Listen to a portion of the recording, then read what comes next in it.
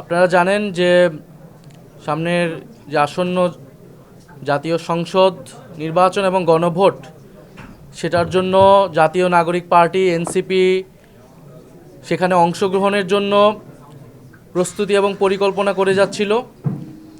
আমরা সে বিষয়ে একটি গুরুত্বপূর্ণ সিদ্ধান্তে উপনীত হয়েছি আমাদের দলের পক্ষ থেকে, এবং সেটা আনুষ্ঠানিকভাবে জানানোর জন্যই আজকের এই তাৎক্ষণিক প্রেস ব্রিফিং। আপনারা জানেন যে জাতীয় নাগরিক পার্টি এনসিপির পক্ষ থেকে আমরা প্রথম থেকে বলে এসেছি যে আমরা আসন্ন এই নির্বাচনে আমরা এককভাবে এই নির্বাচনে আমরা অংশগ্রহণ করতে চাই। আমরা 300 আসনে প্রার্থী দিতে চাই এবং সে অনুযায়ী আমাদের প্রস্তুতি এবং পরিকল্পনা চলছিল। আমরা সারা দেশ থেকে মনোনয়ন আহ্বান করেছিলাম যারা প্রার্থী হতে চায়। এর পরবর্তীতে আরও 2টি দলের সাথে আমাদের একটি রাজনৈতিক সমঝোতা হয়েছিল সংস্কার প্রশ্নে। তখন আমরা বলেছিলাম যে আমরা 3টি দল মিলে যে সংস্কার জোট আমরা একত্রে নির্বাচনে অংশগ্রহণ করব। যে শাহাদাত বরণ এবং তাকে প্রকাশ্যে গুলি করার মাধ্যমে বাংলাদেশের রাজনৈতিক প্রেক্ষাপট অনেক বেশি পরিবর্তন হয়েছে। এই হত্যাকাণ্ড, এই শাহাদাত বরণের মধ্য দিয়ে আমরা বুঝতে পারছি যে বাংলাদেশে যে আধিপত্যবাদী আগ্রাসনী শক্তি তারা এখনও কার্যকর রয়েছে।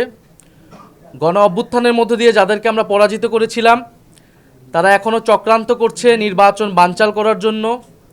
তারা চক্রান্ত করছে এই যে সংস্কার এবং নতুন বাংলাদেশের অগ্রযাত্রা সেটাকে ব্যাহত করার জন্য, এবং তারা চক্রান্ত করছে এই জুলাই প্রজন্মকে নিঃশেষ করে দেওয়ার জন্য। এই গণ অভ্যুত্থানে যারা অংশগ্রহণ করেছে সারা দেশের তরুণরা, নাগরিকরা, শহীদ পরিবার, যারা আহত যোদ্ধা রয়েছে, ফলে এই পরিবর্তিত প্রেক্ষাপটে আমাদের কাছে মনে হয়েছে, আমরা দলীয় ফোরামে আলোচনা করেছি যে আমাদের এই মুহূর্তে এই নির্বাচন সুষ্ঠুভাবে সম্পন্ন করার জন্য, পূর্ণ করার জন্য, এবং যাতে আধিপত্যবাদী কোনো শক্তি আমাদের এই গণঅভ্যুত্থান পরবর্তী অগ্রযাত্রাকে ঠেকাতে না পারে, সেজন্য আমাদের বৃহত্তর ঐক্য প্রয়োজন।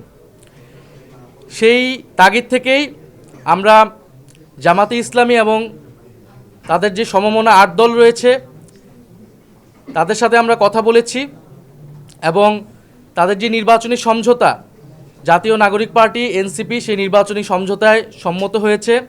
আমরা জাতীয় নাগরিক পার্টি এনসিপি এবং এই সমমনা 8 দলের সাথে আমরা একত্রে নির্বাচনে অংশগ্রহণ করব বলে আমরা সিদ্ধান্ত নিয়েছি।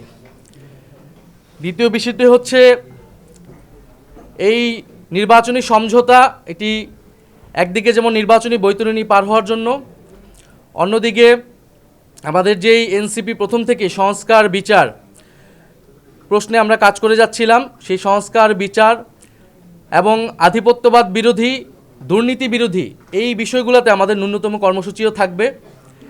আমরা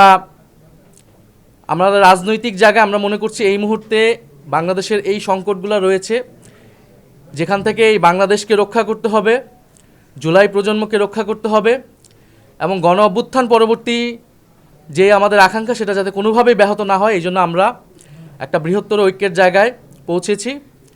আমরা আজকে আনুষ্ঠানিকভাবে আমরা শুধু এই ঘোষণাটাই দিচ্ছি। ঘোষণাটি অলরেডি সমমনা 8 দলের প্রেস ব্রিফিং থেকে আপনারা জানতে পেরেছেন।